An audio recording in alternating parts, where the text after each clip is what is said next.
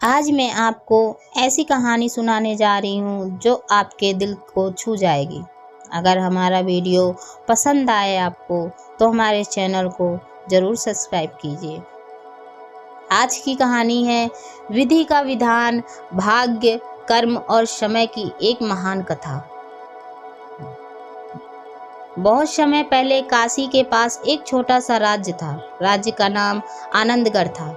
वहाँ के राजा धर्मवीर, न्यायप्रिय थे, लेकिन उनके जीवन में एक दुख था। उनकी कोई संतान नहीं थी। राजा और रानी वर्षों तक मंदिरों में पूजा करते रहे। उन्होंने दान भी दिया, यज्ञ भी करवाए, तपस्वियों की सेवा की, लेकिन तब भी कोई संतान नहीं हुई। एक दिन महल में एक वृद्ध साधु आए। उन्होंने राजा से कहा, हे राजन, तुम्हारे भाग्य में पुत्र तो है, लेकिन उसका जीवन साधारण नहीं होगा। राजा ने पूछा, ऐसा क्यों? क्या वह महान बनेगा? साधु मुस्कुराए। वह विधि के विधान को बदलने की कोशिश करेगा और वहीं से उसकी कहानी शुरू होगी। कुछ समय बाद रानी ने एक पुत्र को जन्म दिया। पूरा राज्य खुशियों से भर गया। राजकुमार का नाम रखा गया आर्यन। उसके जन्म के समय राजमहल में अजीब घटनाएं हुई।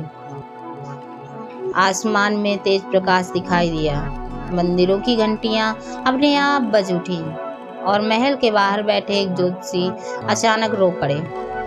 राजा ने पूछा, आप रो क्यों रहे हो? ज्योतिषी बोले, यह बालक महान होगा, लेकिन इसका जीवन संघर्षों से भरा होगा। जब आर्यन 10 वर्ष का हुआ तब राज्य में सबसे बड़े ज्योतिषाचार्य को बुलाया गया। उन्होंने कुंडली देखकर कहा, यह बालक 25वें वर्ष में सब कुछ खो देगा। तब महल में सन्नाटा छा गया। रानी घबरा गई। राजा बोले, क्या इसका उपाय है? ज्योतिषी ने गहरी सांस ली और बोले, विधि के विधान पूरी तरह नहीं बदलता, लेकिन कर्म उसके मार्ग को बदल सकते हैं। उस दिन के बाद राजा ने आर्यन को महल में सुरक्षित रखना शुरू कर दिया और उसे युद्ध सीखने नहीं दिया गया। जंगल जाने से भी रोका गया, मित्र बनाने से भी मना किया गया। आर्यन धीरे धीरे उदास रहने लगा। एक दिन उसने अपने गुरु से पूछा, क्या भाग्य इतना शक्तिशाली होता है?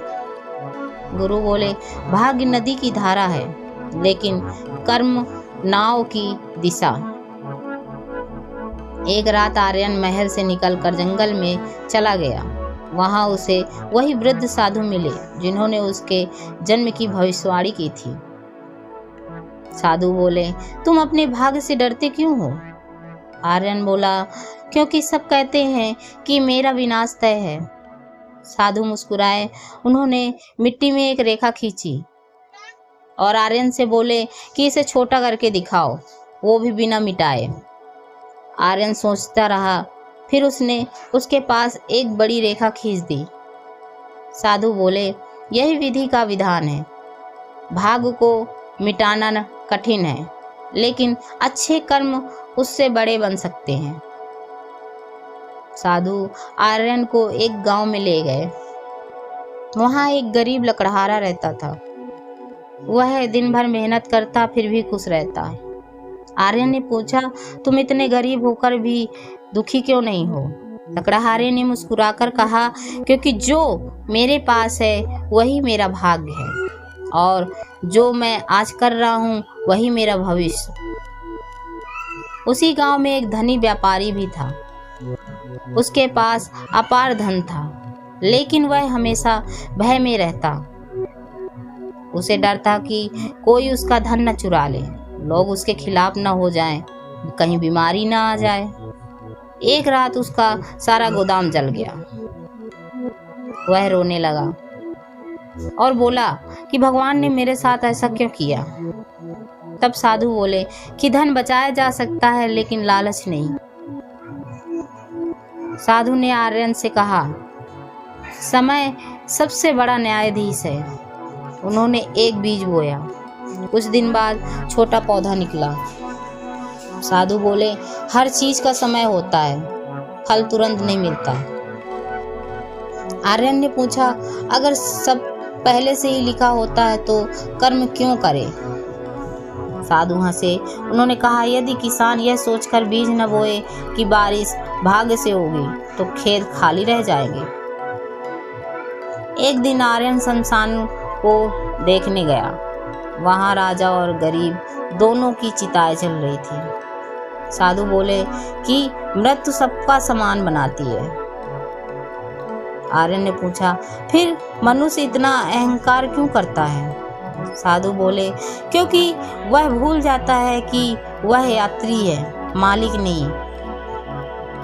एक दिन ही ऐसे एक वृद्ध स्त्री रास्ते में गिर गई। लोग देखते रहे लेकिन कोई मदद के लिए नहीं आया।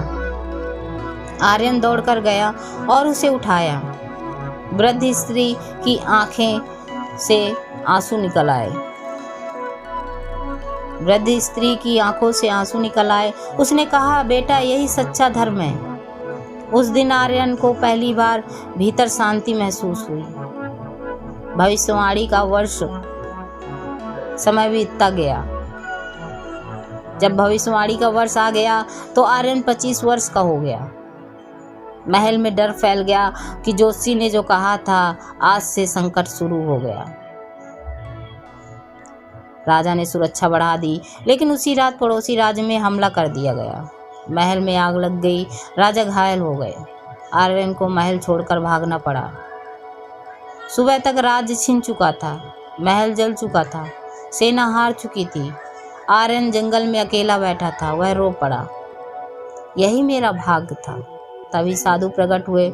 उन्होंने कहा, तुमने केवल अपना सिंहासन खोया है, स्वयं को नहीं। अब आर्यन साधारण लोगों के बीच रहने लगा। उसे भूख लगी, अपमान मिला, कठिन परिश्रम करना पड़ा, लेकिन उसने कभी किसी से घृणा नहीं की।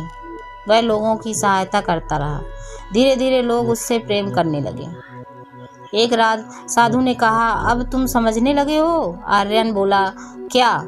साधु बोले, विधि का विधान दुख देना नहीं, आत्मा को जागृत करना होता है। कुछ वर्षों बाद आनंदगढ़ की प्रजा ने विद्रोह कर दिया। उन्हें अपना पुराना राजकुमार याद आया। लोग आर्यन को खोजते हुए जंगल पहुंचे। उन्होंने कहा, हमें अपना राजा वापस चाहिए। आर्यन ने सिंहासन स्वीकार किया, लेकिन अब वह पहले जैसा नहीं था। अब उसने अहंकार नहीं था। राजा बनने के बाद आर्यन ने गरीबों का कर कम कर दिया, शिक्षा और भोजन की व्यवस्था की। लोग उसे धर्मराज कहने लगे। एक दिन आर्यन ने साधु से पूछा, क्या विधि का विधान बदल सकता है? साधु मुस्कुराए और उन्होंने कहा, कुछ बातें तय होती है, लेकिन मनुष्य उन्हें कैसे जीता है यह उसके कर्म में तय करता है। साधु आर्यन को नदी किनारे ले गए। उन्होंने कहा, नदी का समुद्र तक पहुंचना तय है, लेकिन वह रास्ते में कैसे बहती है, शांत या विनाशकारी, यह उसका स्वभाव तय करता है। कुछ समय बाद साधु हिमालय की ओर चले गए। जाने से पहले उन्होंने कहा, याद रखो, भाग्य तुम्हें परिस्थितियां देता है, लेकिन चरित्र तुम्हारा उत्तर तय करता है। वर्षों बाद जब आर्यन वृद्ध हुआ, तब उसने अपने पोते से कहा, मैंने जीवन में सीखा कि विधि का विधान पत्थर की दीवार नहीं है, वह एक मार्ग है, और उस मार्ग पर कर्म दीपक है, धैर्य साथी है, और प्रेम सबसे बड़ी शक्ति। मनुष्य अक्सर सोचता है कि उसका जीवन केवल भाग्य से चलता है, लेकिन सत्य यह है कि भाग्य परिस्थिति देता है, कर्म दिशा देते हैं, और समय परिणाम दिखाता है। विधि का विधान अटल हो सकता है, लेकिन अच्छे कर्म अंधकार में भी प्रकाश जला सकते हैं, और यही इस कहानी का सबसे बड़ा सत्य है। अगर हमारी वीडियो पसंद आई हो तो कमेंट ज़रूर करें, और ऐसी ही कथाएं सुनने के लिए हमारे चैनल को सब्सक्राइब करें।